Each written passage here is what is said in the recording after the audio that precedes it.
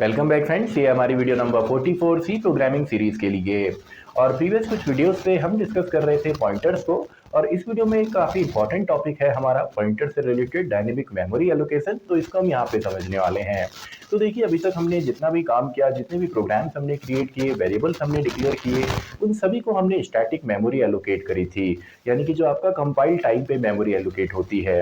लेकिन अब हम समझने वाले हैं कि पॉइंटर्स की मदद से हम डायनेमिक यानी कि रन टाइम पे किस तरीके से मेमोरी को एलोकेट कर सकते हैं।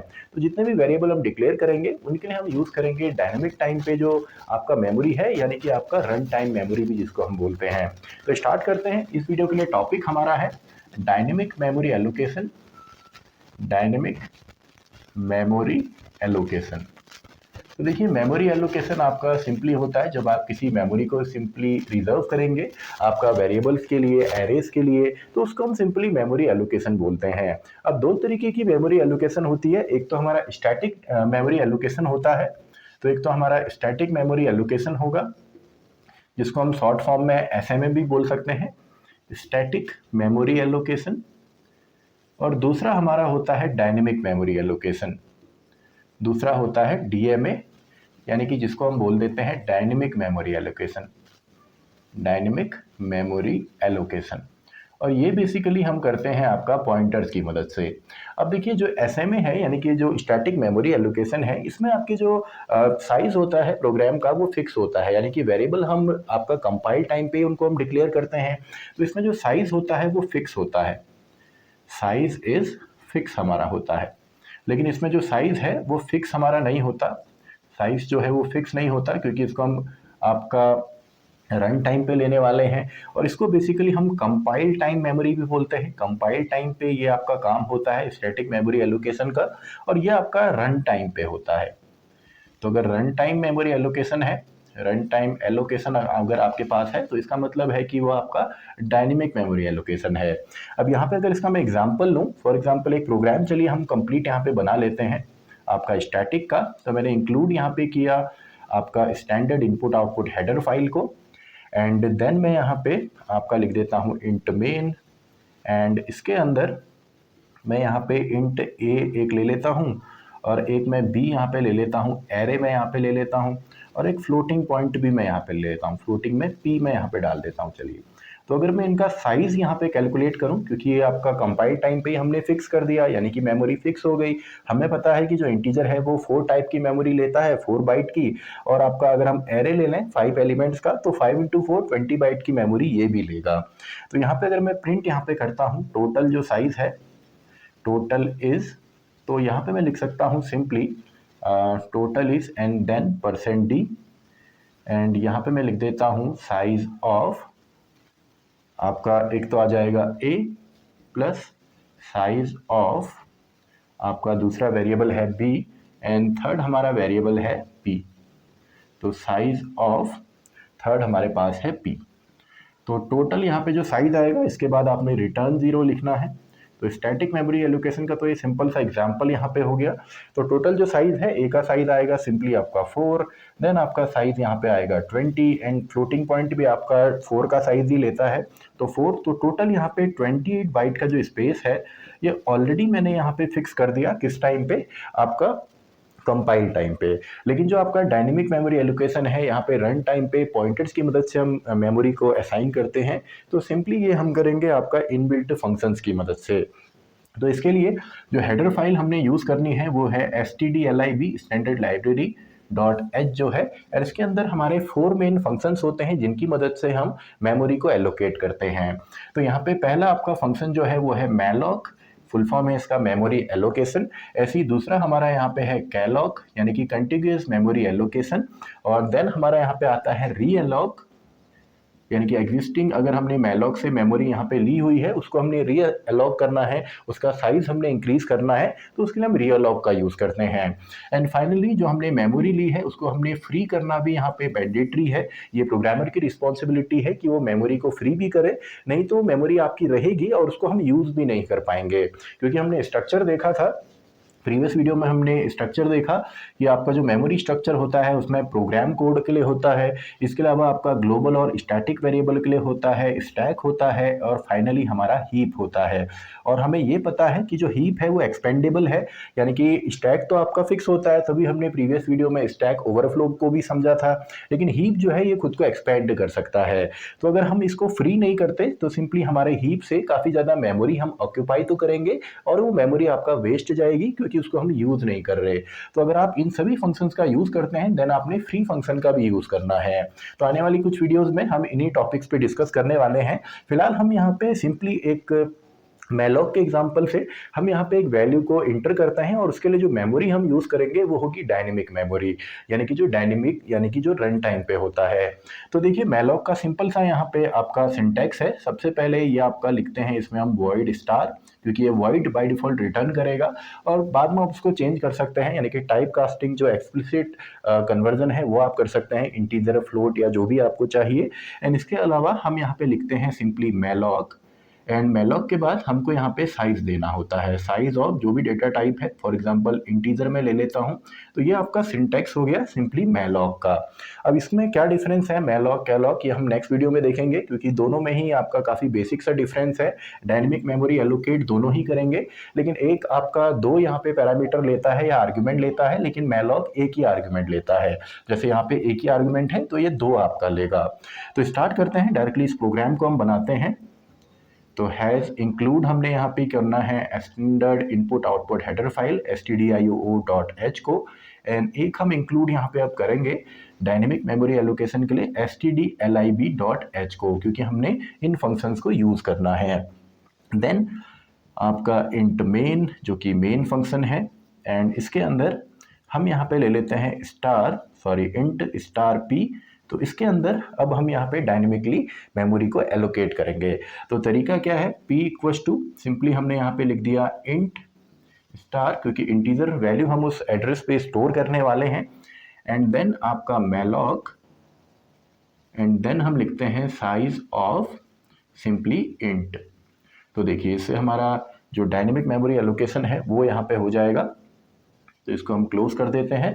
तो जो स्टेटमेंट मैंने यहाँ पे लिखा है इसकी मदद से क्या होगा, आपका हीप के ही अंदर से आपका सिंपली एक ब्लॉक ही हमको दे देगा 4 बाइट का, यानी कि इसमें 4 बाइट हैं और टोटल यहाँ पे हम एक इंटीजर को स्टोर कर सकते हैं। इसके अंदर हम एक इंटीजर को स्टोर करेंगे।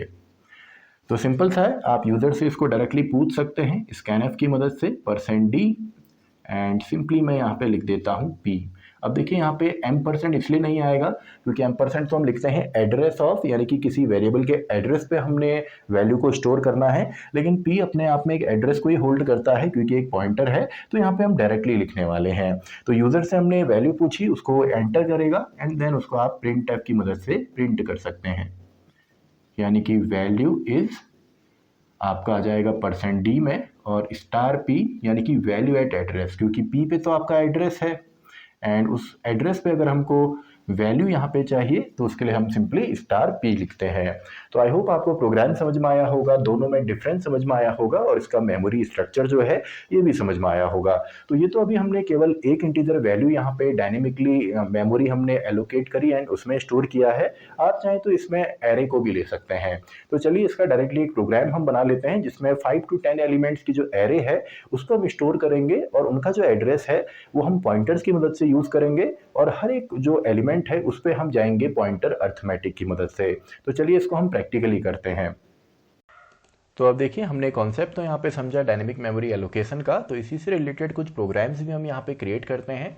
तो सबसे पहले हम देखते हैं कि स्टैटिक मेमोरी एलोकेशन या कंपाइल टाइम मेमोरी एलोकेशन में कैसे हमारा जो साइज़ है वो फिक्स रहता है। तो इसके लिए एक प्रोग्राम मैं यहाँ पे लिखता हूँ। तो हमने इंक्लूड यहाँ पे करना होता है सबसे पहले standard input output header file को, एंड देन हमारा इंट मेन जो कि स्टार्टिंग पॉइंट होता है किसी भी सी प्रोग्राम का, एंड इसके अंदर आप कुछ वेरिएबल यहाँ पे ले सकते हैं। फॉर एग्जांपल इंट एक्स जो कि 4 बाइट का स्पेस लेगा, एंड ऐसे ही मैंने एक एरे भी यहाँ पे ले ली जिसके अंदर 5 एलिमेंट हैं। तो एक एलिमेंट जो है वो 4 बाइट का स्पेस लेता है, तो 5 एलिमेंट यहाँ पे 20 बाइट का स्पेस लेंगे। एंड ऐसे ही आप अलग अलग टाइप यहाँ पे ले सकते हैं, जैसे फ्लोटिंग पॉइंट है। तो इन सभी को अगर मैं टोटल यहाँ पे करूँ तो मैं लिख देता हूँ टोटल जो साइज़ है, टोटल साइज़ इज़, वो आएगा %d में, एंड ये हमको मिलेगा साइज़ ऑफ ऑपरेटर की मदद से। तो साइज़ ऑफ x जो कि रिटर्न करेगा सिंपली आपका 4, क्योंकि जो इंटीजर है वो 4 बाइट का स्पेस लेता है, एंड साइज़ ऑफ जो दूसरा हमारा एरे है यानी कि y, तो ये हमारा टोटल 20 बाइट का स्पेस लेने वाला है। एंड ऐसे ही हमारा जो फाइनल है यानी कि साइज़ ऑफ हम z यहाँ पे ले लेते हैं जो कि फ्लोटिंग पॉइंट है, तो ये भी 4 बाइट का स्पेस लेता है। तो टोटल यहाँ पे जो साइज़ आएगा वो आएगा 28। तो रिटर्न 0 में कर देता हूँ और इसको एग्जीक्यूट करते हैं। तो देखिए स्टैटिक मेमोरी एलोकेशन में आपका फिक्स होता है, तो टोटल साइज हमको यहाँ पे मिला है वो है 28। तो ये तो हो गया स्टैटिक जो आपका फिक्स होता है, कंपाइल टाइम पे हमने पहले इसको फिक्स कर दिया। तो अब हम देखते हैं डायनेमिक को। तो डायनेमिक के लिए सबसे पहले तो हेडर फाइल हमारी एक अलग यहाँ पे यूज़ होगी, नई हेडर फाइल, यानी कि इंक्लूड हम करेंगे stdlib.h को, स्टैंडर्ड लाइब्रेरी जिसके अंदर आपका यहाँ पे होते हैं मेलॉक हो गया, कैलॉक है, रीअलॉक है एंड फ्री फंक्शन है। तो सबसे पहले एक मैं पॉइंटर टाइप का वेरिएबल यहाँ पे ले लेता हूँ। अब देखिए जो कैलॉग फंक्शन है ये बाय डिफ़ॉल्ट आपका वॉइड रिटर्न करता है, लेकिन हम तो वॉइड यहाँ पे यूज़ नहीं कर रहे। हमने तो जो एड्रेस हमको असाइन होगा उस पर हमने इंटीजर वैल्यू रखनी है, हो सकता है फ्लोटिंग पॉइंट रखें, तो इसको हमने एक्सप्लिसिटली कन्वर्ट करना पड़ता है। यानी कि अब मैं यहाँ पे लिखता हूँ p इक्वल्स टू, इसमें हम इंटीजर टाइप वैल्यू स्टोर करेंगे जो भी हमको यहाँ पे मेमोरी मिली है। अब देखिए जैसे ही मैंने $p लिखा तो $p हमको एक 4 बाइट का यहाँ पे मेमोरी तो एलोकेट करेगा, लेकिन हमको जो रिटर्न करेगा वो उस 4 बाइट में से पहले बाइट का ही जो एड्रेस है वो रिटर्न करके देता है। यानी कि पहला जो एड्रेस होगा फर्स्ट बाइट का वो हमको रिटर्न करेगा। एंड देन अगर हमको उसको आगे और देखना है, अगर हमने एक पूरा ब्लॉक लिया है और आगे हमने बढ़ना है, तो उसके लिए हम पॉइंटर अर्थमेटिक का यूज़ करते हैं। तो इंट स्टार मैंने यहाँ पे लिया जो हम कन्वर्ट करेंगे, and then simply malloc and size of int में यहाँ पे ले लेता हूँ, क्योंकि इंटीजर टाइप यानी कि 4 बाइट का हमें साइज यहाँ पे चाहिए। तो अभी तो हमने साइज ऑफ इंट यहाँ पे लिखा जो कि 4 बाइट हमको देगा। आप चाहें तो इस पूरे के बदले अगर डायरेक्टली यहाँ पे 4 लिखेंगे तब भी कोई प्रॉब्लम नहीं है। तो फिलहाल हम साइज ऑफ से यहाँ पे लेते हैं, यानी कि साइज ऑफ इंट, एंड इसको मैं क्लोज कर देता हूँ। तो देखिए सिंपल सा है। तो अब हमको यहाँ पे 4 बाइट का मेमोरी मिल गया और उसका जो पहला स्टार्टिंग एड्रेस है फर्स्ट बाइट का वो हमने p में असाइन कर दिया। तो इसको अगर हमने रीड करवाना है यूज़र से तो हम करवा सकते हैं, यानी कि एंटर अ वैल्यू, एक वैल्यू हम यूज़र से यहाँ पे पूछने वाले हैं, एंड देन स्कैनफ के अंदर %d एंड यहाँ पे मैं लिख देता हूँ p। अब देखिए यहाँ पे एम्परसेंड नहीं आएगा, एम्परसेंड मतलब होता है एड्रेस ऑफ। तो अभी हमने एड्रेस ऑफ नहीं करना क्योंकि ऑलरेडी p के अंदर हमारा एड्रेस ही है। तो इस एड्रेस पे हमने एक वैल्यू को स्टोर किया एंड देन आप इसको प्रिंट करेंगे। तो प्रिंट करने के लिए वैल्यू इस, जो वैल्यू है वो आएगी %d में, एंड हम p में हमने वो वैल्यू तो स्टोर कर ली। तो उस एड्रेस पे अगर हमने वैल्यू हमको चाहिए इस एड्रेस पे तो हम यहाँ पे लिखेंगे $p, यानी कि वैल्यू एट एड्रेस। तो p में एड्रेस है तो स्टार का मतलब क्या हो गया, वैल्यू एट एड्रेस। तो इस एड्रेस पे जो भी वैल्यू स्टोर होगी वो हमको मिल जाएगी। तो इसको चलिए रन करके देखते हैं। तो सिंपल सा हमारा प्रोग्राम था, इंटर अ वैल्यू, मान लीजिए मैंने वैल्यू डाल दी 100 और एक लोकेशन एक मेमोरी पे स्टोर हुई, उसका एड्रेस हमारे पास था। तो एड्रेस ऑफ अगर मैं वो करूं, यानी कि स्टार अगर मैं यूज़ करता हूं एड्रेस एट वैल्यू, तो वैल्यू हमको मिल जाती है। तो ये तो सिंपल सा है, एक वैल्यू हमने रीड करी। तो मान लीजिए हमको यहाँ पे ना एक एरे चाहिए होती, यानी कि यूज़र से अगर हम पूछते कि टोटल कितने यहाँ पे वैल्यू स्टोर होंगे, तो वो हम भी सेम तरीके से ही हम करेंगे। तो इसके लिए बाकी चीज़ें तो हमारी सेम रहेंगी, यानी कि एक पॉइंटर वेरिएबल हमको चाहिए और नंबर हम यूज़र से पूछने वाले हैं, तो n में ले लेता हूँ। एंड इसमें हमको लूप की भी ज़रूरत पड़ेगी, तो लूप के लिए भी मैं एक वेरिएबल ले लेता हूँ। तो देखिए सबसे पहले मैं यहाँ पे टोटल नंबर पूछ लेता हूँ यूज़र से, यानी कि printf के अंदर एंटर अ नंबर, एक नंबर हमने यहाँ पे पूछना है। एंड देन scanf के अंदर मैं यहाँ पे लिख देता हूँ %d एंड यहाँ पे आएगा $n, यानी कि टोटल नंबर ऑफ एलिमेंट कितने होंगे। तो चलिए इसका साइज़ मैं थोड़ा सा छोटा यहाँ पे कर देता हूँ। एंड इसके बाद हमने नंबर टोटल पूछ लिया है, तो ये तो हम लूप में इसकी मदद करेंगे, लूप में हम इसको रन करेंगे टोटल नंबर ऑफ एलिमेंट जो हैं।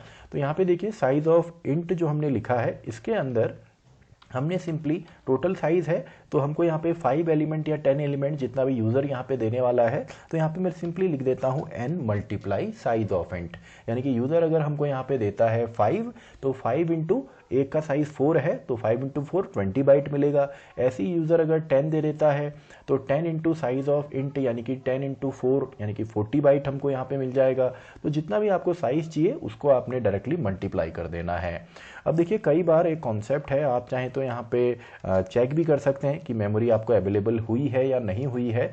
तो इसके लिए आप एक कंडीशन यहाँ पे लिखेंगे कि इफ़ अगर P जो है अगर वो हमको नल रिटर्न यहाँ पे करता है, P अगर जो है वो नल रिटर्न करता है तो सिंपली हमने यहाँ पे एक मैसेज जो है वो फ्लैश करना है कि मेमोरी जो है वो अवेलेबल नहीं है, मेमोरी नॉट अवेलेबल, मेमोरी जो है वो अवेलेबल नहीं है हमारे पास।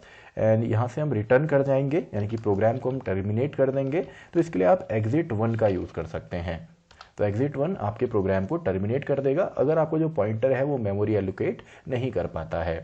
तो फिलहाल हमको मेमोरी मिलने वाली है। तो इसके बाद डायरेक्टली मैं एक लूप यहाँ पे रन करता हूँ फॉर x इक्वल्स टू 0 जो वेरिएबल मैंने लिया है, और टोटल कितने एलिमेंट हमको चाहिए वो यूज़र हमको बताने वाला है। तो लेस देन n मैं यहाँ पे लिख देता हूँ and simply x plus plus यानी कि ये इंक्रीमेंट होता रहेगा। तो प्रिंटफ के अंदर मैं यहाँ पे लिख देता हूँ एंटर वैल्यू, हर बार एक वैल्यू हमने यहाँ पे पूछनी है। एंड देन स्कैनफ के अंदर मैं लिख देता हूँ %d एंड हम ये पूछने वाले हैं p की मदद से। तो p में देखिए जो आपका p नाम का यहाँ पे पॉइंटर वेरिएबल है, जो पूरा ब्लॉक हमको यहाँ पे मिलेगा। फॉर एग्जांपल हम मान लेते हैं कि हमने 5 एलिमेंट यहाँ पे एंटर करने हैं, तो 5 इंटू 4 20 बाइट का जो स्पेस है वो तो हमको मिलेगा, लेकिन एड्रेस हमारे पास है केवल फर्स्ट बाइट का। तो फर्स्ट बाइट के एड्रेस पे तो हम स्टोर करेंगे जो कि 4 बाइट का वैल्यू, जो कि 4 बाइट का जो स्पेस है उसको ऑक्यूपाई करेगा। लेकिन नेक्स्ट 4 में हमने अगर नेक्स्ट एलिमेंट को स्टोर करना है तो यहाँ पे हम यूज़ करेंगे पॉइंटर अर्थमेटिक को। तो मैं यहाँ पे लिख देता हूँ p प्लस आपका जो x यहाँ पे होगा। तो x में सबसे पहले वैल्यू 0 है, तो इसका मतलब है जो सबसे पहले मान लीजिए हमको जो एड्रेस मिला था वो था आपका 700, तो 700 पे तो हमारा स्टोर होगा। तो नेक्स्ट जो एलिमेंट होगा उसको हमने स्टोर करना है 704 पे, तो इसी के लिए हमने प्लस x यहाँ पे किया है। तो सबसे पहले तो x की वैल्यू 0 होगी, तो 0 से तो कोई फ़र्क नहीं पड़ेगा, 700 पे ही वो वैल्यू स्टोर होगी। नेक्स्ट आपका प्लस x हमने किया यानी कि x की वैल्यू 1 होगी। और पॉइंटर अर्थमेटिक में हमें पता है कि अगर हम +1 करते हैं इंटीजर में तो उसका मतलब होता है आप 4 जो बाइट हैं उनको स्किप कीजिए। तो यहाँ पे सबसे पहले अगर 700 है तो नेक्स्ट टाइम ये वैल्यू हो जाएगी 704, तो वहाँ पे हम स्कैनफ की मदद से रीड करेंगे। देन आपकी वैल्यू हो जाएगी 708, तो वहाँ पे हम वैल्यू को स्टोर करेंगे। देन 712, तो वहाँ पे हम स्टोर करेंगे। तो अभी हमने यहाँ पे प्लस x किया हुआ है। तो सभी वैल्यू रीड करने के बाद आप इनको प्रिंट कर सकते हैं। तो प्रिंटफ के अंदर मैंने लिख दिया एलिमेंट जो है एलिमेंट्स आर एंड /n, ताकि ये थोड़ा सा हमें एक साथ ना दिखे। एंड अब आप एक नॉर्मल लूप को रन करेंगे। तो x equals to 0, x is less than जो यूज़र यहाँ पे हमको एलिमेंट देने वाला है and x plus plus, and finally आपने प्रिंटफ की मदद से इनको प्रिंट करना है। तो %d एंड साथ ही में वैल्यू एट एड्रेस, तो सबसे पहले p हमारा यहाँ पे आएगा जो फर्स्ट यहाँ पे एड्रेस है, एंड साथ ही में इसमें हम प्लस x करेंगे। तो पॉइंटर अर्थमेटिक की मदद से जो आगे के एलिमेंट हैं वो सभी हमको यहाँ पे मिलेंगे। तो देखिए कंप्लीट हमारा ये प्रोग्राम हो गया। हमने पहला एड्रेस यहाँ पे लिया है एंड देन हमने मेमोरी के लिए चेक किया। देन हमने यहाँ पे पॉइंटर अर्थमेटिक की मदद से हर एक जो एड्रेस है उस पर वैल्यू को स्टोर किया एंड देन उनको हम यहाँ पे प्रिंट कर रहे हैं। तो चलिए इस प्रोग्राम को हम रन करके देखते हैं। तो यहाँ पे एक एरर है, printf was not declared in this scope. तो यहाँ पे स्पेलिंग मिस्टेक मैंने कर दी प्रिंटफ की। तो अब देखिए अब हमारा प्रोग्राम आई गेस ये रन करेगा। तो यहाँ पे inter a number, for example 3 element मैंने यहाँ पे रीड करने हैं। तो इंटर अ वैल्यू, तो पहली value 23 and then 45 and then 67। तो देखिए आंसर हमारा आ गया है, आउटपुट जो है वो करेक्ट है 23 एंड 45 एंड 67। तो आई होप आपको समझ में आया होगा कि डायनेमिक मेमोरी एलोकेशन क्या होता है और मेलॉक फंक्शन की मदद से कैसे हम यहाँ पे डेटा को स्टोर कर सकते हैं। तो इसी के साथ हमारी ये वीडियो भी खत्म होती है, वीडियो नंबर 44। तो मैं मिलता हूँ आपसे नेक्स्ट वीडियो में, वीडियो नंबर 45।